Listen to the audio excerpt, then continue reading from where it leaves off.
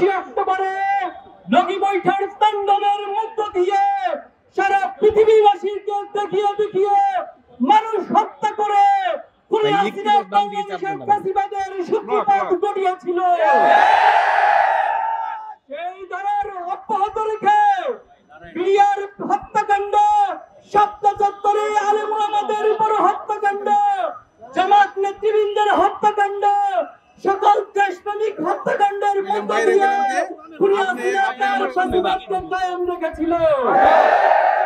একজন ব্যক্তি এবং একজন পরিবারের কাছে সারা বাংলাদেশের মানুষকে চিহ্নিত করে রেখেছিল। কিন্তু 24 জুলাই আগস্টের বিপ্লবে ছাত্র জনতার রাজপথে নেমে এসে তারা তাদের বুকের তাজা রক্ত ঢেলে দিয়ে বাংলাদেশকে ফ্যাসিবাদ মুক্ত করেছে। আমরা ফেরাউন দেখিনি, ফেরাউনের গল্প শুনেছি। আমরা নমরুদ দেখিনি, নমরুদের গল্প শুনেছি। আমরা হিটলার দেখিনি, হিটলারের ইতিহাস পড়েছি। কিন্তু এই প্রজন্ম খুনি হাসিনাকে দেখেছে, খুনি হাসিনা ফ্যাসিস্ট দোসরদেরকে দেখেছে। আমরা দেখেছি এই গণহত্যার পর হাসিনা এবং তার দোসরদের ন্যূনতম কোন অনুশোচনা বোধ দেখায়নি, বরং তারা অহংকার এবং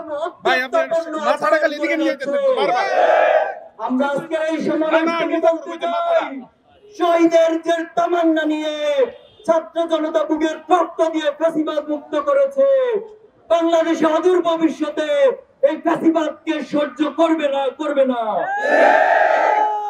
সংগ্রামী উপস্থিতি, বিভিন্ন মাধ্যমে ফ্যাসিবাদ ষড়যন্ত্রের চেষ্টা করে যাচ্ছে। সমাজের যে বিপ্লব, এই বিপ্লবকে বিতর্কিত করার জন্য ষড়যন্ত্র করে যাচ্ছে।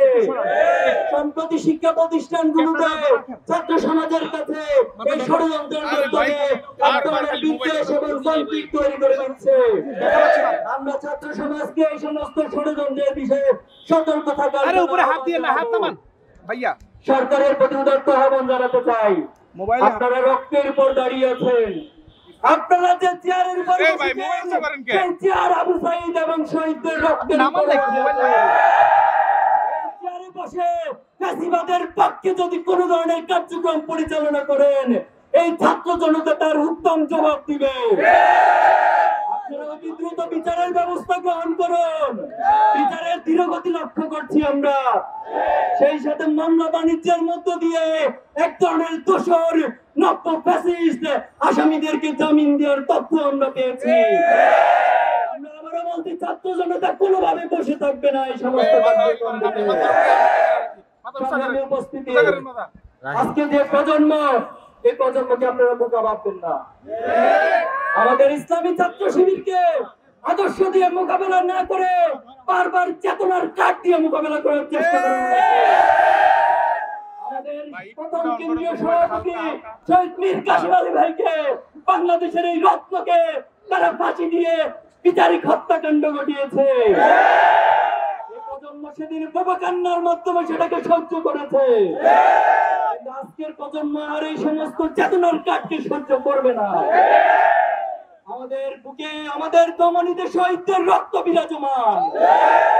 শহীদ আবু সাঈদকে নিজেদের মধ্যে অন করে, আমরা সকল শহীদদেরকে নিজেদের মধ্যে অনুভব করে, শহীদের রক্তের অনুভবকারী যে প্রজন্ম, তাদের সাথে গাদ্দারি করতে কখনো কেউ সাহস করবেন না। সম্প্রতি গতকাল একটি হত্যাকাণ্ড ঘটেছে, খুবই দুঃখজনক বাংলাদেশের জন্য। এই ফ্যাসিবাদের এত পতনের পর এই হত্যাকাণ্ড প্রমাণ করে ফ্যাসিবাদ আমার ছাত্র জনতা, আমরা আগামীর বাংলাদেশকে গড়তে চাই। আমরা এই বাংলাদেশকে একটি সমৃদ্ধ বাংলাদেশ হিসেবে গড়তে চাই।